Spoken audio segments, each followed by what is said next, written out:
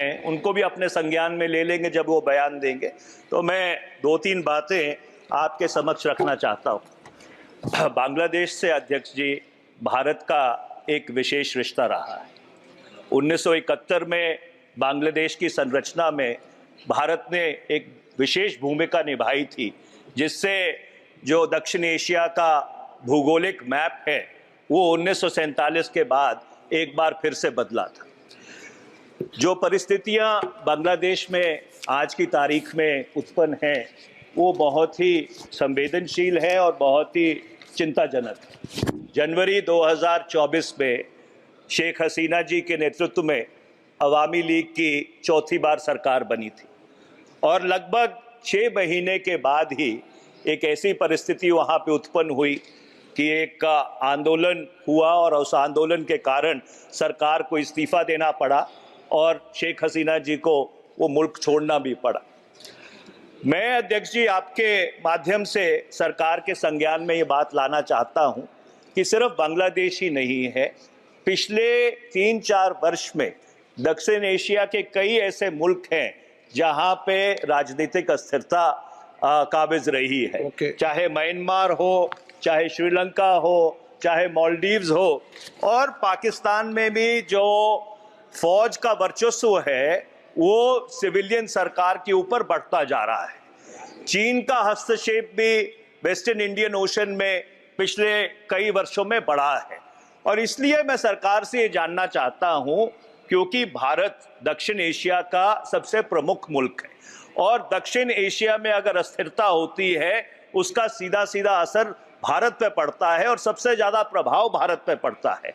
तो मैं सरकार से ये जानना चाहूंगा, जब विदेश मंत्री जवाब देंगे, कि पिछले कुछ वर्षों में दक्षिण एशिया में राजनीतिक स्थिरता को बहाल रखने के लिए भारत सरकार की तरफ से क्या कदम उठाए गए हैं और अगर ये जो राजनीतिक अस्थिरता है ये इसी तरह फैलती रही तो इसके जो नकारात्मक प्रभाव है वो भारत के ऊपर क्या पड़ने वाले हैं, ये मैं आपके संज्ञान में लाना चाहता हूं। उनको भी अपने संज्ञान में ले लेंगे जब वो बयान देंगे। तो मैं 2-3 बातें आपके समक्ष रखना चाहता हूँ। बांग्लादेश से अध्यक्ष जी भारत का एक विशेष रिश्ता रहा है। 1971 में बांग्लादेश की संरचना में भारत ने एक विशेष भूमिका निभाई थी, जिससे जो दक्षिण एशिया का भूगोलिक मैप है वो 1947 के बाद एक बार फिर से बदला था। जो परिस्थितियां बांग्लादेश में आज की तारीख में उत्पन्न हैं वो बहुत ही संवेदनशील है और बहुत ही चिंताजनक है। जनवरी 2024 में शेख हसीना जी के नेतृत्व में अवामी लीग की चौथी बार सरकार बनी थी और लगभग 6 महीने के बाद ही एक ऐसी परिस्थिति वहाँ पे उत्पन्न हुई कि एक आंदोलन हुआ और उस आंदोलन के कारण सरकार को इस्तीफा देना पड़ा और शेख हसीना जी को वो मुल्क छोड़ना भी पड़ा।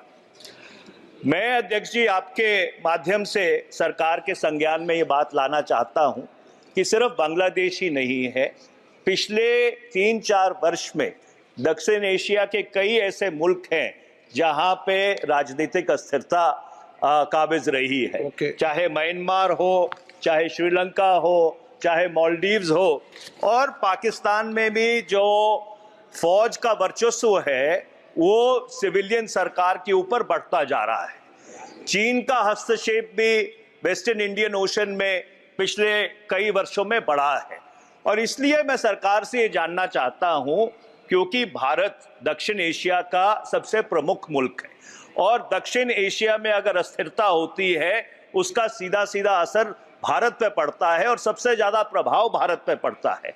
तो मैं सरकार से ये जानना चाहूंगा, जब विदेश मंत्री जवाब देंगे, कि पिछले कुछ वर्षों में दक्षिण एशिया में राजनीतिक स्थिरता को बहाल रखने के लिए भारत सरकार की तरफ से क्या कदम उठाए गए हैं और अगर ये जो राजनीतिक अस्थिरता है ये इसी तरह फैलती रही तो इसके जो नकारात्मक प्रभाव है वो भारत के ऊपर क्या पड़ने वाले हैं, ये मैं आपके संज्ञान में लाना चाहता हूँ। देश दुनिया की हर खबर सबसे पहले देखने के लिए फॉलो करें Dainik Savera TV, YouTube, Facebook, Instagram, X और व्हाट्सएप चैनल पर।